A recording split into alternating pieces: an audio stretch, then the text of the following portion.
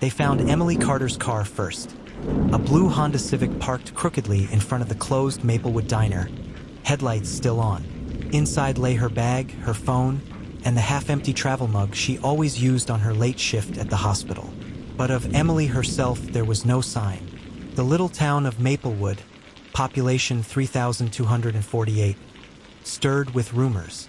Emily was the beloved night shift nurse at Maplewood General. Reliable, kind, and quietly passionate about her work. To lose her was unthinkable.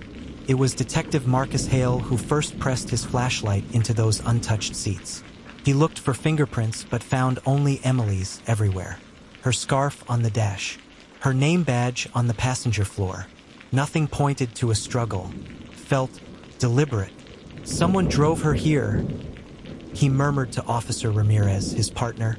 Ramirez shone her light around the empty lot. But why park and leave the car running? A woman's scream cut through the night. Mrs. Carter, Emily's mother, had learned her daughter was missing when the hospital called to ask why she never showed for her shift. The discovery of the car prompted the frantic race to Howe Road, where Emily's parents lived, to break the news. In the days that followed, every dark corner felt dangerous. At the grocery, whispered warnings, "Stay inside after dark." At the diner, chairs remained empty at Emily's favorite booth. The sheriff organized patrols. Parents collected daughters early from evening scout meetings. Maplewood's tight bonds felt strangled by fear. Detective Hale interviewed Emily's colleagues first. Everyone spoke of her warmth. "Always a smile," said Dr. Nguyen, the ER chief. "She saved my sanity on those 3 a.m. codes." But they had no leads. Surveillance footage from the hospital's parking lot showed Emily's car leaving alone at 11:47 p.m. No follow car, no suspicious figure. The investigation stalled. 3 weeks in, Hale's team hit a breakthrough. Emily's phone records. Late texts to an unknown number. One message read simply, "Please stop calling here." Another, "I'm serious. If you don't leave me alone, I'll go to the police." Hale called in forensic specialist Priya Desai. "Who is this number?" he asked. Priya frowned. "Unregistered burner," but cross-referenced with IP data, it links to a rented P.O. box downstate. Emily had been running from someone she feared. They dug into her personal life. Emily had grown up in Maplewood, but 5 years ago had moved to Chicago for nursing school. She returned 2 years ago, engaged to Tom Willis, a local firefighter. Their engagement party last summer had been a jubilant affair on the town green. Now, Tom's alibi on duty that night was solid. Yet text logs revealed an argument. Emily wrote, "This wedding can't happen unless you tell me everything." Tom's phone answered only, "I love you. I'm sorry. Please trust me."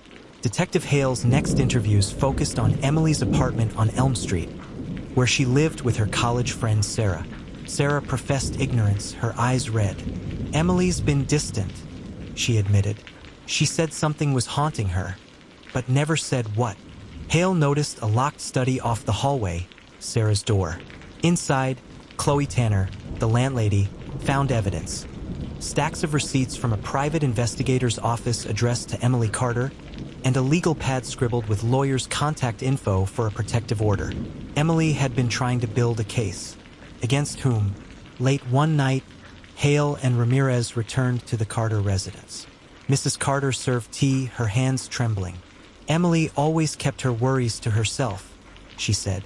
"We thought she missed Chicago. Maybe she was homesick." But Mrs. Carter produced something else. A half-burned letter Emily had hidden under her pillow. It read, "You told me it was over. You told me the threats stopped. But he was there today. He won't leave me alone. I'm sorry, Mom. If anything happens, it's him." Her signature, Emily Carter. Moments later, a uniformed Tom Willis walked in, late from a midnight call. He froze at the sight of Mrs. Carter holding the letter. His facade cracked. I never knew," Tom stammered. She found out I'd been in touch with my ex." His voice rose with guilt. "I told her it was done, but I couldn't stop her from looking." Emily's ex, Dr. Adrian Price, whom she dated in nursing school, had moved back to Maplewood 2 months earlier, he admitted. Their breakup had turned ugly.